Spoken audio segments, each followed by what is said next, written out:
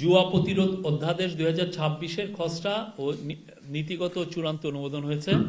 The public gambling act 1867-এর 8 ধারায় জুয়ার দণ্ড, জুয়ার প্রকারভেদ বিভিন্ন পরিমাপ বৃদ্ধি করে বর্তমান অধ্যাদেশের 3য় পরিচ্ছেদ এবং তথ্য প্রযুক্তি সংক্রান্ত প্রযোজ্য ধারাসমূহ অন্তর্ভুক্তির মাধ্যমে এই লটাকে যুগোপযোগী করা হয়েছে। এটা খুবই ইম্পর্টেন্ট। আপনি জানেন যে বাংলাদেশে এখন জুয়ার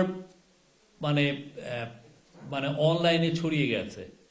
আগে যেই জুয়াটা যেটা ছিল মানে হাট বাজারে বা কেউ কেউ হাউজি খেলতেন, সেই ধরনের জুয়া এখন না। এখন জুয়াটা অনলাইনের মাধ্যমে অনেক ক্ষেত্রে একদম সর্বব্যাপী হয়েছে। আপনাকেই বলছি, ইন্স্যুরেন্স করলে সিটিতে সুরক্ষা পাবেন নিশ্চিত। এইটাকে কিভাবে ঠেকানো যায়, এটাকে কিভাবে প্রতিরোধ করা যায়, সেইটার জন্য এই নতুন লটা করা হয়েছে। এবং অনেক অনেক ক্ষেত্রে এর মাধ্যমে যেটা হচ্ছে যে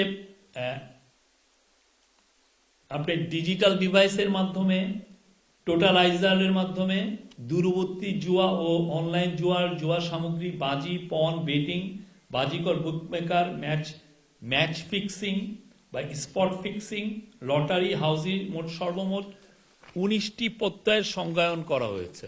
19 প্রকারে যেভাবে জুয়া হয় সেটা সংজ্ঞায়ন করা হয়েছে। অপরাধের প্রকৃতি ভেদে 15 ধরনের জুয়া সাজার 15 ধরনের সাজার বিধান রাখা হয়েছে। সাজাগুলো হচ্ছে অর্থদণ্ড, কারাদণ্ড বা উভয় দণ্ড ক্ষেত্রে 15 ধরনের সাজা।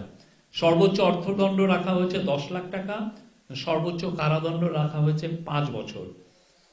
এবং এই অপরাধ পুনরাবৃত্তির জন্য এই অধ্যাদেশে বর্ণিত দণ্ডের দ্বিগুণ পর্যন্ত দণ্ডের দণ্ডিত হওয়ার বিধান রাখা হয়েছে। এই লটা হচ্ছে নীতিগতভাবে অনুমোদন হয়েছে। এই লটা চূড়ান্ত না, এটা নীতিগতভাবে অনুমোদন হয়েছে। এবং ইম্পর্টেন্ট জিনিস হচ্ছে, আপনারা জানেন যে ক্রিকেটকে ঘিরে প্রচুর ম্যাচ ফিক্সিং হয় বা স্পট ফিক্সিং হয়। আমি নিজে ফর্মার স্পোর্টস রিপোর্টার ছিলাম, আমরা দেখেছি কিভাবে স্পট ফিক্সিং হয়। একটা ওভারের মধ্যেই দেখবেন যে অনেক ধরনের ফিক্সিং, অনেক ধরনের বেটিং হয়। তো এই জিনিসগুলোকে কমব্যাট করার জন্য আমাদের আইনগুলো আসলে যুগোপযোগী ছিল না। এই লর মাধ্যমে আইনগুলোকে যুগোপযোগী করা হলো। এবং এর ফলে যেটা হচ্ছে, বাংলাদেশের থেকে যারা এই ধরনের জুয়ার নেটওয়ার্ক তৈরি করবে, এটাকে সমূলে উৎপাদন করা সম্ভব হবে।